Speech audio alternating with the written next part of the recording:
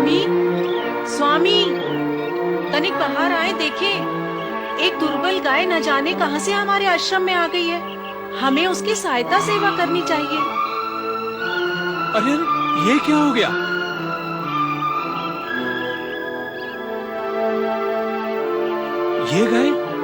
ये गाय हमारे क्षेत्र की नहीं है। तो फिर कहाँ की है? किसी अन्य क्षेत्र से आई है। कारण कि हमारे क्षेत्र की तो सभी गायें दुर्भिक्ष के प्रभाव से मुक्त होकर उन्मुक्त विचरण कर रही हैं। किंतु ये गाय तो रुग्ण और अति दुर्बल है। अरे ये तो सो गई। अरे स्वामी, इसने तो प्राण त्याग दिए। अरे तो घोर अनिष्ट हो गया। अब क्या होगा? गौ माता, मैंने क्या अपराध किया था जो आपने मेरे आंगन में आकर प्राण त्याग दिए? अरे गाय ने तो प्राण त्याग दिए। गाय ने प्राण त्याग दिए अथवा उसके प्राण हर लिए गए? प्राण हर लिए? किसने? और कौन था यहाँ? कौन हरेगा इसके प्राण? ये आप क्या कह रहे हैं? जो कुछ भी कहें भले भांति विचार कर कहें। पहला आश्रम में एक ऋषि द्वारा गौवध कैसे हो सकता है?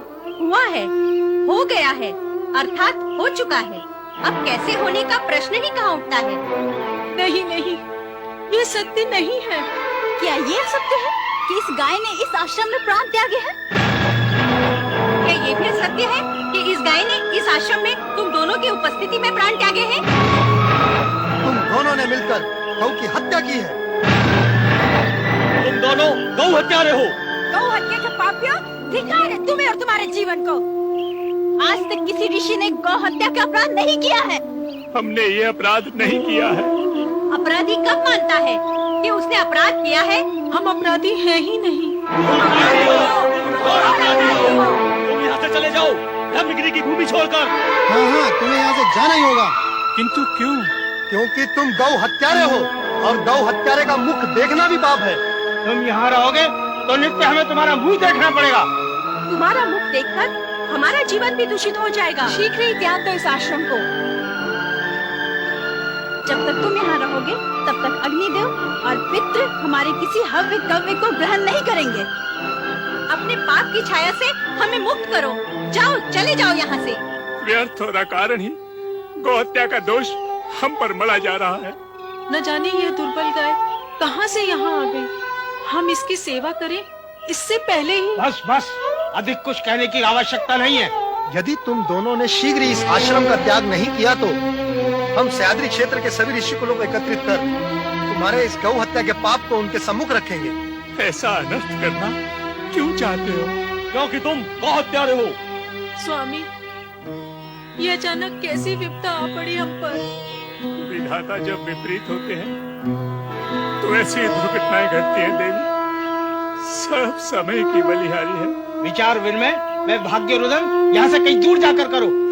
अब आप सभी ने ये मान लिया है कि हमने गौ हत्या की है और हमारा कोई तर्क आप सुनना मानना नहीं चाहते तो ठीक है,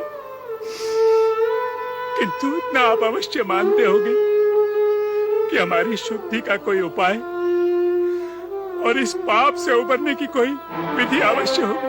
हाँ हाँ, सभी पापों से मुक्त होने का विधान है। तुम्हें अपने पाप को प्रकट करते हुए 3 बार ब्रह्मगिरी की परिक्रमा करनी होगी।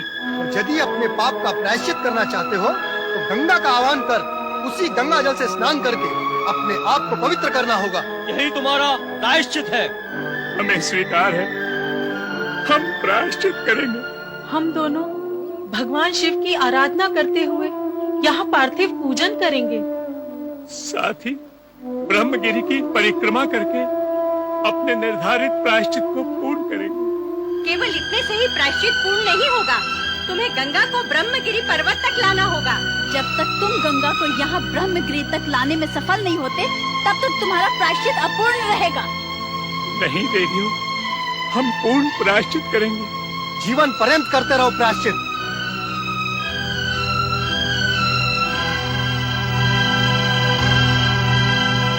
ऋषि तथा ऋषि पत्नियों द्वारा प्रताड़ित गौतम एवं अहिल्या ने गौ हत्या के पाप का प्रायश्चित करना स्वीकार कर लिया। ये भी शिव लीला ही थी। शिव जी अपने भक्तों की कठिन से कठिन परीक्षा लेते हैं, किंतु जो दृढ़ निश्चय और प्रगाढ़ भक्ति में विश्वास रखते हैं, केवल वे भक्त ही परीक्षा रूपी सागर को पार कर सकते हैं। कल्याणकारी शिव निश्चित ही ऐसे भक्तों का कल्याण कर उन्हें आशीर्वाद देकर उनकी हर कामना को पूर्ण करते हैं। ऐसे कल्याणकारी शिव के चरणों में बारंबार